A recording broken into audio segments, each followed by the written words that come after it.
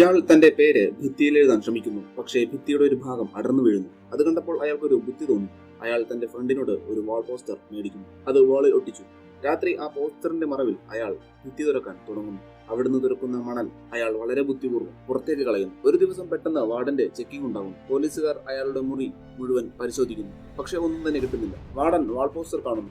പക്ഷെ അത് മാറ്റാൻ പറയുന്നില്ല. അയാൾ കയ്യിൽ കരുതിയിരുന്ന ബൈബിൾ വാർഡൻ വാങ്ങിക്കുന്നു. ബൈബിൾ വായിക്കുന്നതിനോട് വാർഡന് അയാളോട് മതിപ്പ് തോന്നുന്നു. പോകുന്ന നേരം വാർഡൻ ബൈബിൾ തിരികെ നൽകുന്നു. ആ ബൈബിളിലായിരുന്നു അയാൾ തന്റെ ചുറ്റിക വെച്ചിരുന്നത്. അയാൾ വാർഡന്റെ ഓഫീസ് റൂമിലാണ് ജോലി ചെയ്യുന്നത്. വാർഡൻ തന്റെ സേഫ് തുറക്കുന്ന നേരം അയാൾ ഒറിജിനൽ ഡോക്യുമെന്റ്സ് മാറ്റി പകരം ഫേക്കായത് വെക്കുന്നു. അത് വാർഡന്റെ സേഫിൽ വെക്കുന്നു. അന്ന് രാത്രി അയാൾ ഡോക്യുമെന്റ്സ് ഒക്കെ പൊതിഞ്ഞെടുത്ത് താൻ ഉണ്ടാക്കിയ തുരങ്കത്തിലൂടെ ഇഴഞ്ഞു നീങ്ങുന്നു. പൈപ്പ് ലൈനിൽ കൂടി ഊർന്നിറങ്ങി സീവേജ് പൈപ്പിൽ എത്തുന്നു. ഒരു കല്ലെടുത്ത് ഓരോ തവണ ഇടിവെട്ടുമ്പോഴും അയാൾ ആ പൈപ്പ് ലൈനിൽ ആഞ്ഞടിച്ചു. ഒടുവിൽ പൈപ്പ് ലൈൻ പൊട്ടി അയാൾ അതിലൂടെ ജയിലിൽ നിന്ന് പുറത്ത് രക്ഷപ്പെടുന്നു. അയാൾ വാർഡന്റെ ഡോക്യുമെന്റ്സ് വെച്ച് ബാങ്കിൽ നിന്ന് ക്യാഷ് മുഴുവൻ എടുക്കുന്നു.